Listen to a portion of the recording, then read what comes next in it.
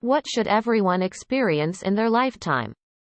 Financial security. I do believe that though money can't bring happiness, when you don't have it, it can absolutely hinder it greatly.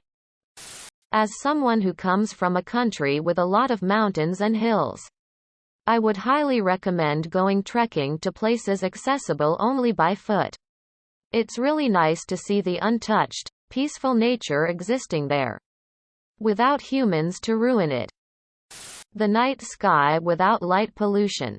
Nothing has ever made me feel so connected to life than gazing into that black ocean. The feeling you get when you are completely eclipsed by a landscape, skyscape, or even a city sometimes.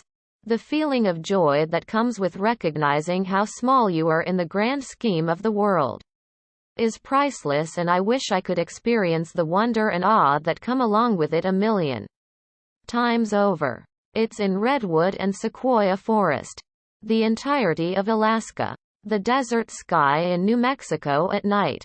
It's New York City when you step out of the subway for the first time.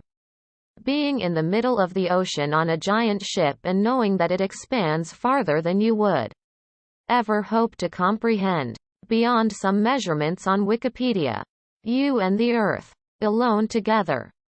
A full solar eclipse.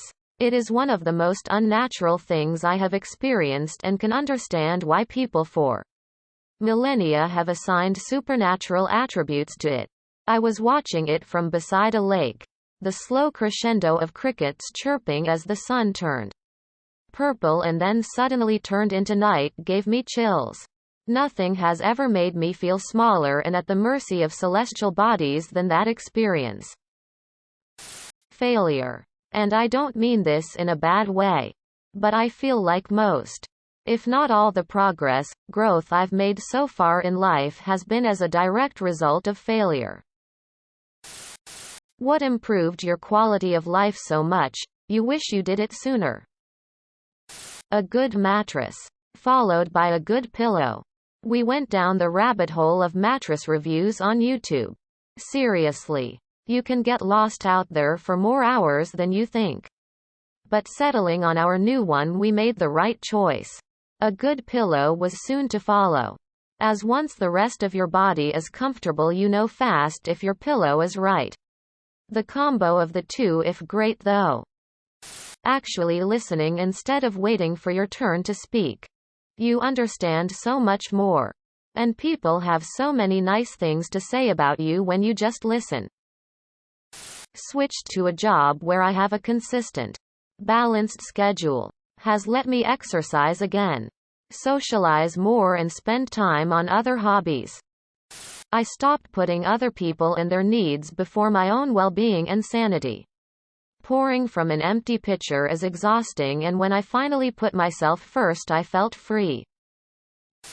Getting glasses. I put it off for way too long and only got around to seeing an optometrist when I failed the vision test at the DMV as I was trying to get my driver's license renewed a while back. I really didn't appreciate how much my vision had deteriorated or how much I was straining to focus on things until I got them. It was like going from an old CRT TV from the 90s directly to a top-of-the-line UHD display. I must have spent about an hour just walking around outside and staring at shit on that first day. I stopped caring about my job. I still go every day and I'm good at it. But I don't care anymore. Other things interest me now. 13 years of obsessing over work. What a waste. What is a strong indicator that someone is dumb? They can't admit when they don't know much about a subject. They use personal insults when confronted with hard evidence against their views. The inability to have a debate without interrupting or repeating the same arguments over and over. Bonus points if they insult you in the process. I blank out when someone asks me an intelligent question. It takes me several minutes to even come up with the wrong answer. I know that I am dumb. Edit. Dumbfounded. They believe everything they read on Facebook. When they think everything they say is correct and anything anyone else says is wrong. What is something you swear you saw, but have no proof of? When I was 11 years old. On my first round of golf on an actual golf course. Not chip and putt or mini golf. With my dad and two of his friends. I hit a ball that bounced off a little hump in front of the green and rolled behind the hump where we assumed it was in the rough. But the green and the hole were obscured by said hump, so you had to go down to the actual green to tell where your shot had landed. It was by far my best shot of the day. I had struggled to even make contact and hit the ball further than 20 feet at times. So I went bounding down to the green to find my ball but saw nothing. Everyone else took their shot, and as they were walking down to the green, I looked in the hole and there was my ball. I even thought that maybe it was the previous group and someone had left their ball in the hole. But it was exact ball I had bought in the pro shop before the round. I jumped up and down and told my dad and his friends, and they were basically like, "Yeah right kid. No way." And my dad's one buddy even said he thought there was a chance it could have gone in. But my dad did not buy it and to this day refuses to believe I hit a hole-in-one on my first round of golf. A bright whiteout one morning I was walking to work. It was almost 4 a.m. I was on the phone with my husband and we both went silent as he was driving home. And we both saw the whole sky lit up so bright everything around us disappeared like a simulation. Sidewalk, road, and basically everything vanished. Wasn't a dream either. I ran the rest of the way to work freaking out and no one at my job saw it. Later that night I was looking for reports and only one person reported it about 2 hours away from where I live. Around the same time I was walking to work. Was listed as unconfirmed sighting. I stopped walking to work after that smiling face with terror. Ball lightning. I was on a road trip through Southern California on Highway 1 and at one point I looked over and there was a herd of zebras galloping in the field alongside the road. No one I tell believes me. It's gotten to the point where I wonder if I just fabricated this memory somehow.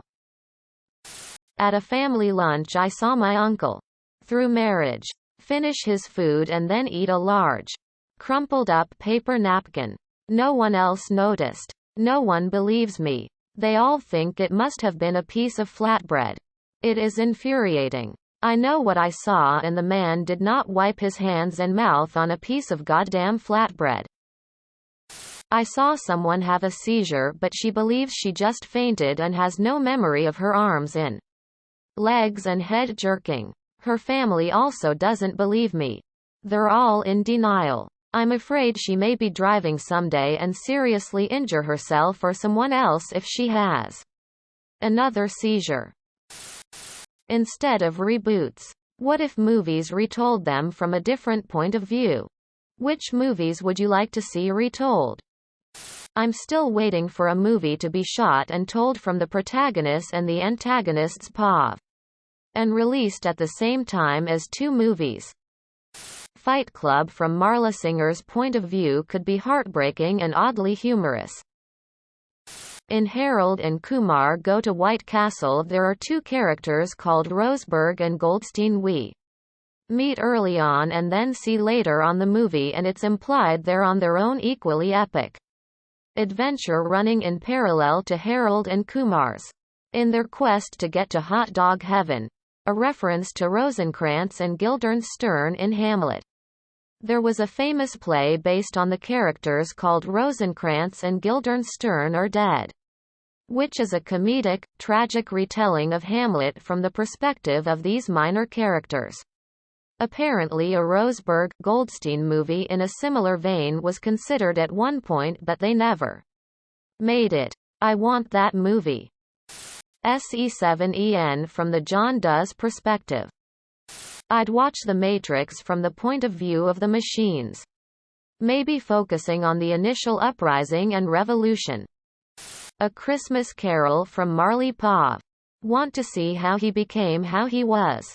I suspect the reason he was never given the chance of redemption Scrooge was because he corrupted Scrooge. I think he saw a kid with a horrible dad and became his father figure to turn him into the partner.